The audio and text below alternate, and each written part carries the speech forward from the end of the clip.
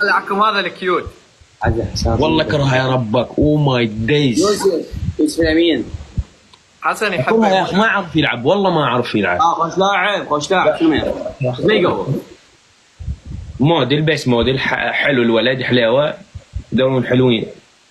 ماكو الفيديو ما يطلع. والله مو لاعب. يصير فيديو بابا ما يصير غير تسولف. اوكي صح. هذا اللي دني محبيات يوسف الامين. اسكت لك اسكت لك والله ما ادري. مو لاعب يا اخي مو لاعب. لا لا لا لا شنو مو لاعب؟ ترى خوش لاعب.